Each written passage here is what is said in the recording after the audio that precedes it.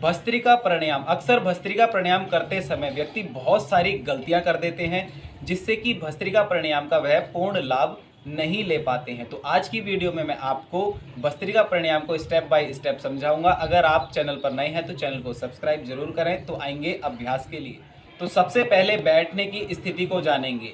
कमर गर्दन सीधी रखते हुए बैठें किसी भी सुख आसन में। अगर आप पैर इस प्रकार फोल्ड कर लेते हैं तो आप थोड़ी देर में ही एंकल में पेन होगा, नी में पेन आएगा और आपको पैर सीधा करने की आवश्यकता पड़ेगी।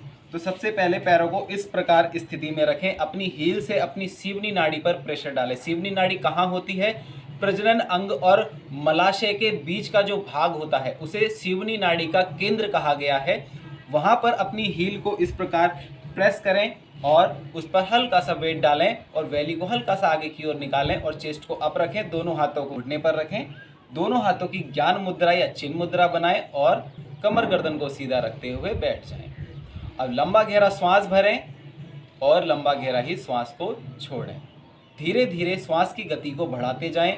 ध्यान रहे श्वास पेट से नहीं लेनी है, श्वास हमेशा चेस्ट से लेनी है।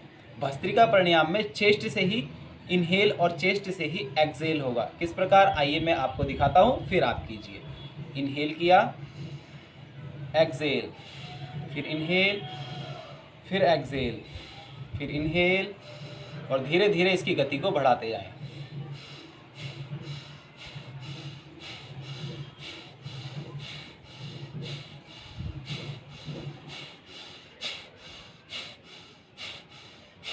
फिर अंत में लंबा गहरा श्वास भरें और भीतर ही होल्ड करें।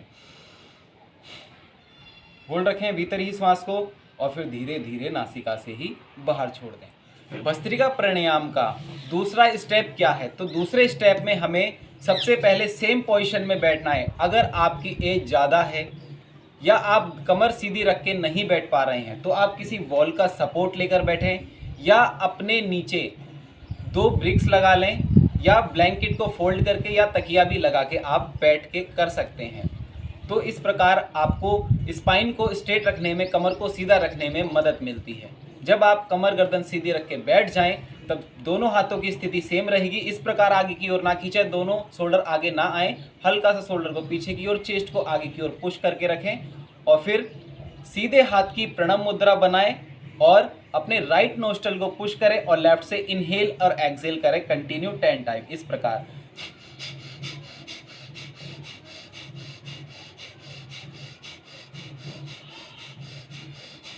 फिर 10 टाइम लेफ्ट से और 10 टाइम राइट से।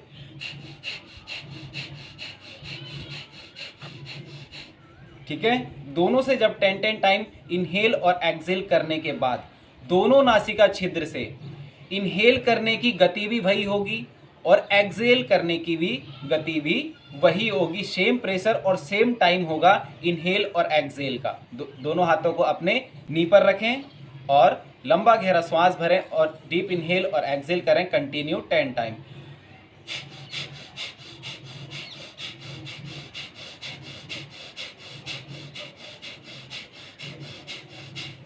फिर अंत में लंबा गहरा श्वास भरें और होल्ड कर लें भीतर ही। यू कैन पॉसिबल होल्ड रखें और जब ना रोका जाए तो एक्सहेल कर दें, नासिका से ही एक्सहेल करें। भस्त्रिका प्राणायाम का तीसरा स्टेप बताऊंगा जो अंतिम स्टेप है और इसके बाद आपको लाभ बताऊंगा। तो तीसरे स्टेप सिर्फ उच्च कोटि के अभ्यासी करें जो एक लंबे समय से भस्त्रिका प्राणायाम का प्रयोग कर रहे हैं और इसको रोज इसकी प्रैक्टिस में है। तो तीसरा स्टेप में भी सेम पोजीशन में बैठना है। इनहेल करते हुए दोनों हाथों को ऊपर उठाएं और एक्सहेल करते हुए पुश करें पीछे की ओर एल्बो को इस प्रकार, और फिर इनहेल करते हुए ऊपर और एक्सहेल करते हुए डाउन। इनहेल,